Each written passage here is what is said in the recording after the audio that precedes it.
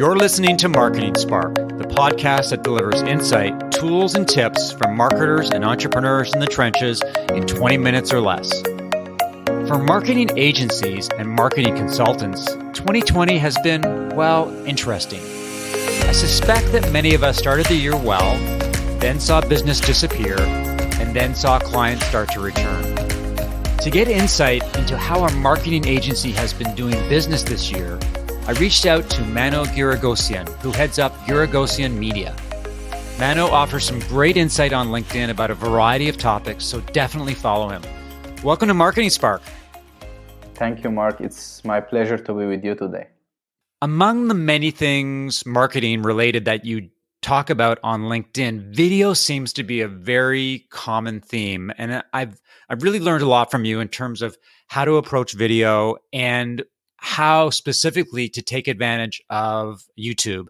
So maybe you can talk a little bit about how you envision video in 2021. Everyone says that video is king and that we should all be embracing video, but the ball seems to be moving all the time. What's your take on how to take advantage of video next year? Yeah, so when it comes to marketing, for me, like everything works. And when people say like video is king, okay, I agree with them that it's one of the most important formats to do content in, but it's not for everyone. For example, I do videos, but I don't do it too much because it's not the best format for me. I do, for example, more written texts than videos. But yeah, I mean, when it comes to video, it's really important and it's more efficient to do videos because, when you do when you shoot a video, for example, you can transform it into a written text, into graphics, and repurpose it into different pieces of content. And whether if you are doing organic marketing or paid marketing, for example, for paid advertising on Facebook, you can even create more custom audiences from videos, from people who watch the videos and those stuff. So yeah, I really think that video is it's really big because also people feel you more than when they read your post. Like when you are talking with them directly to the camera, they feel your passion, they interact with you. So I think it's going to stay in 2021. It's going to be big again as platforms are pushing it as well. And a few things that I'm also focusing on is more like doing live videos. I think live videos is going to be huge in the next year because people are staying at home, so they would for example, to open your live video and engage with you. And especially if you are a big influencer, I think people love interacting with people who they like, for especially if it's live. So yeah, I think live videos would be huge next year. So that's my opinion about videos. What's your opinion about YouTube and the ways that people can take advantage of that platform? You've talked a little bit about YouTube Shorts. Can you talk about what you expect from that format and how, and maybe perhaps best practices in terms of driving your audience, getting engagement, that kind of thing? YouTube is one of my favorite platforms because they reward the good content in a way no platform does it. What I mean by that is when you publish a content, if it's really a good content and people are enjoying it, they will keep pushing it for years and years. You will keep getting traffic on it organically without spending anything on it. And that's really huge because on social media, for example, on Facebook, Instagram, or LinkedIn, when you publish a piece of content, it might keep getting engagement for a day, 2, or maybe for 1-2 weeks, and maximum for 1 month. But after that, it will die. But when it comes to YouTube, it's not a social media, it's a search engine. It's the second largest search engine in the world after Google, and it belongs to Google as well. So when people are searching for content, that's the first way they might come across your videos and you will keep getting traffic on it. And the other way is that there's suggested videos on YouTube, which means if your content is really good, YouTube will keep suggesting it to people. So for example, for my clients that I do YouTube managing to them, they have videos before it's published before a year or two and it still gets traffic. When it comes to YouTube Shorts, they launched it recently. It's not available for everyone now. I think it's just available in the US or maybe some other countries as well, but they just launched it for a small audience to test it. I don't know. Maybe it works. Maybe it will find some success. But in my personal opinion, I think people are not on YouTube for those type of videos. People are on YouTube to, for now. I mean, they are used to watch longer videos, and it's not a social media platform. That's why I think like it won't be convenient for people to watch such videos on YouTube, and especially like now, like many platforms are doing that, including TikTok was the first one, and then Instagram launched its Reels, now YouTube, and maybe we can see in the future more companies doing it. I think so. It's not something different. In my personal opinion, it might work, but I think it won't find a huge success. But again, no one knows. Like, one of the things I wanted to talk to you about when it comes to video is video on LinkedIn. You and I are people who like publishing text. Now, I do some videos. I just don't find that they get the same engagement when I do them on LinkedIn. What's your take about videos on LinkedIn? A lot of people do them really well, like a marketer like Chris Walker. Are they effective? And if so, what kind of videos should people be doing on LinkedIn? yeah, it's definitely effective. And like the engagement you are getting on video, for me, it's more quality engagement than text. Let me tell you why. Because when you are seeing like in your dashboard that, let's say 500 people are watching your videos, they actually watched it, they spent time on it. But when you for example, a written text might get 2000 reach on it, but it doesn't mean that those 2000 people spend the same time like they spent to watch your videos. I mean, like reading your text might take from them maybe one or not even 1 minute, but your videos might be 3 minutes, 4 minutes, and if they are actually continuing watching it and if they are completing it, it means like you are filtering your audience, you are getting more quality traffic from videos. So if you have a call to action at the end of your video and call to action at the end of your written text, and you get traffic from both those pieces of content, the traffic you will get from videos, I think it's more of a quality traffic than the one you will get from written text, because actually those people spend more time within you. And the same way, like for example, everyone tells the audience you get from podcasting are more high quality audience for you, because those people are loyal to you and they are spending more time listening to you. So the video works for sure, definitely, but again, it doesn't work for everyone. So if you are good at it, of course do it. If you are not so good at it, you might find like your best format. For example, you might do photos, you might do I don't know, audio, written text, or something else. So while we're going down the LinkedIn rabbit hole, the other thing that I want to talk to you about is LinkedIn stories. So I haven't used them very much, although last week I did a little bit of experimentation to see what kind of engagement I could get. And to be honest with you, it was at best minimal. Maybe I got on one post, I may have got, 25 views, but I didn't see the ROI, and I still don't understand why people would use LinkedIn stories. It definitely would work on an Instagram or a Snapchat, but LinkedIn strikes me as a different beast. Do you have any thoughts about LinkedIn stories? Yeah, I didn't spend too much time on it, but I think it works. It doesn't work to attract new audience to you, like new followers. Maybe for some people, it works for that specific objective as well. But for me, I did it for a like short time. The same way you mentioned, like I didn't get too many views on it. But one thing that I would use the stories for is not to attract new followers, but to engage my existing followers and audience and to warm them up if I'm going to sell them something. For example, as I provide marketing services, for example, I share in my stories some of my stats from my clients. Like if I work for some clients, I shared some pics from the dashboard to show them the stats that I got for my clients.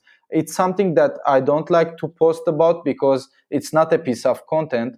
I mean, I just like to do it in a quick way in a stories. So it's a way to engage your followers with you, and at the same time warm them up to prepare them like to buy from you later in the future. So actually you can use it. I think I there's no single feature that I hate on any platform. I like all the features, and if I don't like it, I just don't use it. So there's no reason like to hate it. I think you can find some interesting ways to use it, and if not, you are not losing anything. It's there and it's for free. Well, the other thing that a lot of marketers have embraced this year is content. We've all become publishers, and brands that were publishing before are publishing even more content, and brands that weren't really into content marketing have jumped on the bandwagon. What have you seen from your clients? And maybe you can talk about best practices as far as making your content stand out, because there's so much content these days that it's hard for any of it to capture the attention. Any thoughts about that? Yeah, sure. So the best way to stand out is to actually be attentive to the audience's behavior. For example, now during the COVID, the pandemic, many companies, as you saw, that started posting content about what to do during the lockdown and this stuff. So actually that's smart, because you don't have always to talk about your product. Even no matter what you sell, always talk about the customer's problems, and then engage with them and build that relationship, and then start talking about your product. So one of the things I'm doing currently for my client is, no matter what product they sell, I always for the first phase of my content, I always talk about some different stuff which might not be related to their products, but it would like attract the right type of audience to their page or brand, which might buy from them in the future. And for example, for some of the brands, we do some funny memes, for example, which attracts the right type of audience for them. So for example, if we are selling a fashion product, let's say we do funny memes about fashion, so only people who are interested in fashion products would understand those memes and engage with it. And in this way, like, we attracted more people to the page and brand, but we didn't sell them anything yet. And in the second stage, we'll start like introducing them our brand, or talking about our features and products. So yeah, I think everyone is talking about their products, but no one is like producing engaging content. I'm talking about brands specifically. So no one is like producing content which is like talking to the audience's problems and what they face in their daily lives. Everyone is busy talking about their own products. Yeah, it's easy to be product focused because we're all desperate to attract the attention of potential prospects and really start to deliver value in terms of how they may be able to help them. So that's really great insight. I do want to ask you what it's been like to run an agency this year, and how it's been different to work with clients and vice versa. But maybe we could start by giving me an explanation of what your agency does. Yeah, so currently we work with e-commerce businesses, and we have some personal brands that we work with. We mainly provide Facebook advertising services to help those brands generate more leads and sales through Facebook advertising. And on the other side, we do content marketing, like content strategies, distribution systems, or social media managing. So basically, those are the two main services we provide. And if our relationship with the client is successful, we offer them more services like email marketing and YouTube management as well. So, but mainly we start working with those two services, Facebook advertising and content. On the other side, I do some consulting as well. I help people who are willing to start a new YouTube channel, to like give them insights about YouTube, how to leverage the algorithm, how to start their channel the right way, so to get their videos suggested by YouTube more, and those stuff. I also provide like consulting services for personal branding through content, how to leverage social media to produce content, and etc. Yeah, so basically this year was a little bit hard to work as an agency, because clients are looking for more safety. I mean, before the pandemic, like before this economic situation, people like we had an amazing growth in the economic for the last maybe 10 years. So people were like trying to test different stuff. If you like tell them that you have paid this much, they would pay it. For example, if you ask them for a, let's say for a payment, they would like do it just to test it and test your services. But now they are more like not willing to take risks because of the economic situation. They are like trying to go for something which is like where they have guaranteed results. And that's really hard in marketing because you can't guarantee anything in marketing. Like you have to always test something, you have to lose money, you have to do different stuff until you find what's working. So that's been one of the hardest things to convince like business owners or brands to do it, because of the risks they will face. But I mean, when you educate your clients about it, when you tell them that that's how marketing works, and you explain them everything, and you have to build this trust with them. For example, we started like providing processes through PDF files. We started doing more demo calls with them to show them what we have done for different brands or what we can do for them. We started offering some free tests to them, so they will be like more they will feel that safety in them to work with us. So it sounds like you've got a lot of people who previously would have jumped into marketing, would have been happy to launch campaigns and become a long-term client. But now there's maybe some skepticism.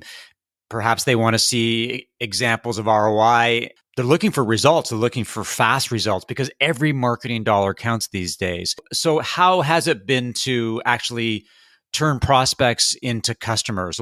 Like, how long does it take? And what are the things that you've had to do to ensure people that they're going to get good service, that their marketing is going to work? And if they make the investment, they're going to get ROI.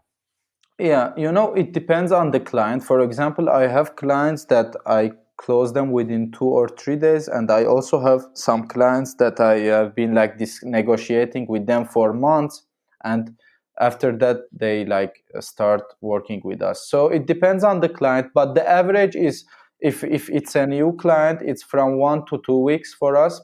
And at the same time, it depends on what the services they will take from us. For example, when it comes to something which is simple and they don't have like big payments to do for us, it doesn't require a lot of thinking from them, so it would be faster. But if it's something for long term, for example, we provide Facebook advertising for e-commerce businesses, and there are companies that we have been working with for over like a year now, and they invest like monthly $10,000 to $20,000 in ad spends. For those type of clients, it would take a little bit longer because they are like going to a little bit of risks. They are investing more money, and our fees are higher for those clients. So it requires a lot of thinking for them, a lot of negotiations. So for those clients, it would take longer. But if it's something, for example, I get too many consulting clients, so I can consult them in terms of content and personal branding. Those clients won't take too long. Like they ask few questions and how the program will go and what about the sessions and those stuff, and it would take few days to them to consider that.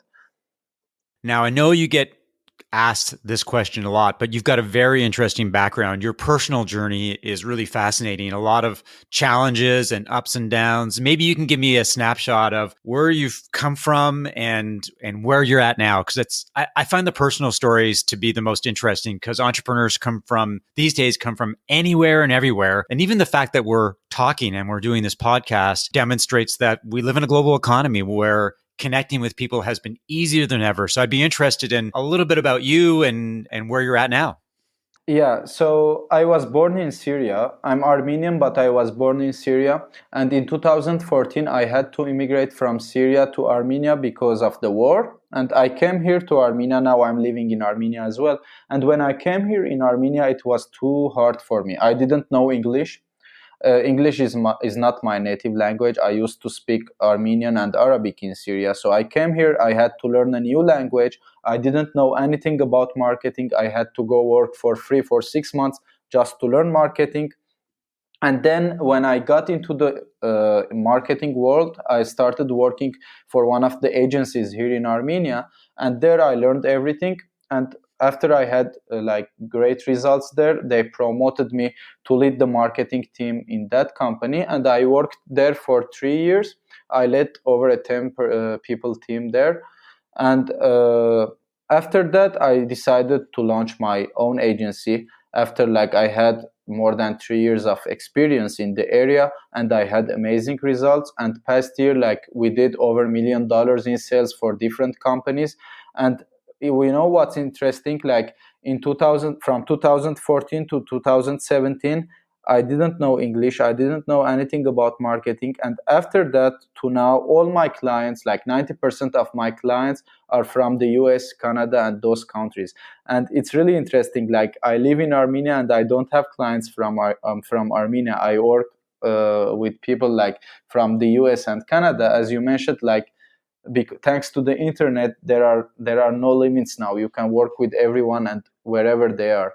So yeah, basically that's briefly about me. I had like a lot of challenges. It's hard. Like I had some financial issues because of immigrating. I immigrated for 3 times because of the war and those stuff. But now we are living in the internet world, and there's nothing impossible. Like you have the chances to learn everything for free. You can do a lot of tests for free. You can communicate with a lot of people. Like the same way we communicated through comments on LinkedIn. Like you can just go on LinkedIn or Facebook, Instagram, on any social platform, and you can just communicate with different people and have some insights from their experience, build relationship with them, or even like partnership with them, and then you start your business. So basically, the internet was the game changer for me because I didn't have too much money before. So it was the reason like I could start my business at low cost or no cost at all. That's a really interesting and inspiring story. I'm really happy that you've found personal and professional success. One of the last questions I wanted to ask you is just maybe talk about your approach to LinkedIn, because you've got a very solid presence. Your content is great. You've got lots of connections, and obviously it's working for you. So what is your approach to LinkedIn? How do you leverage content, comments? How do you make connections with people? I'd be really interested to know your personal approach. Yeah, so I will tell you my personal approach, but it again it depends on your goals and your business. So you might have to change it a little bit when if someone is listening and wants to apply it for themselves, they might have to change it a bit, but the concept is the same. Like the only thing I do on LinkedIn is communicating with people. Like social media is a platform where you have to communicate with people. If you are there just to sell your product, it won't work. So what you have to do is like to continuously produce content and provide value to the audience through it, and not just sell your product. For example, my content, there's nothing that I write which sells something from my products. I just talk about marketing. I just provide value to people. And then once I start communicating with them, or like knowing them better, know their business and this stuff, I maybe start like offering them my services. So the first thing you have to do is to provide value through your content without selling anything. And you can just, for example, do some sales in the comments section. For example, you add some call to actions. Those are okay because it's not like hardcore sales. You can do that. And the other thing is that I communicate with people through comments. I engage with their content because people are always willing to give back. If you engage with their content, they would come back and engage with yours as well, which will increase your reach. And the more people you reach, like the more potential clients you might have in the future. So that's the second thing I do, is that I engage with different people. And you can divide them like into 3 types of people you engage with. One of them are people with a big presence on LinkedIn. So if you comment on their posts, they might not reply you, but they have too many people in their comment section, and like big percentage of those people might see your comment and come visit your profile and engage with you as well.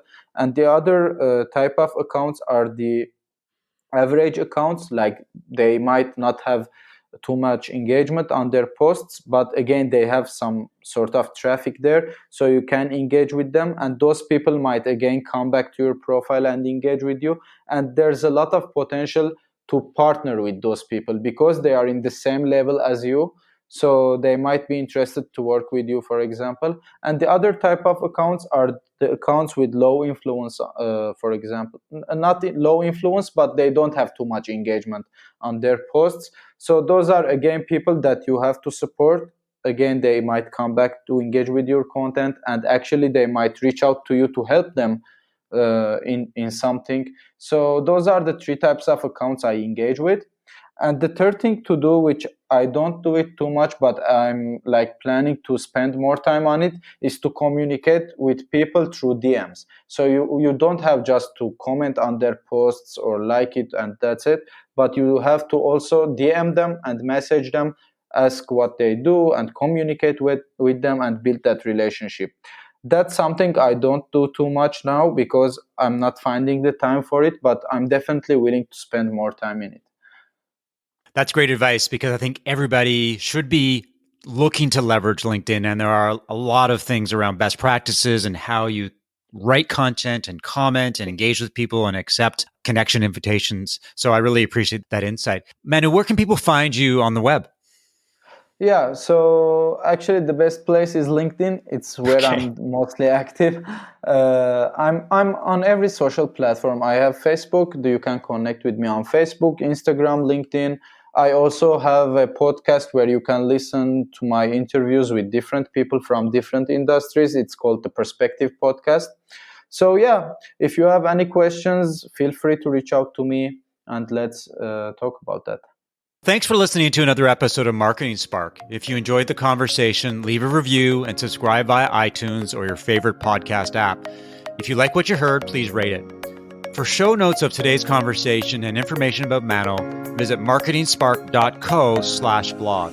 If you have questions, feedback, would like to suggest a guest, or want to learn more about how I help B2B companies as a fractional CMO, consultant, and advisor, send an email to mark@marketingspark.co. I'll talk to you next time.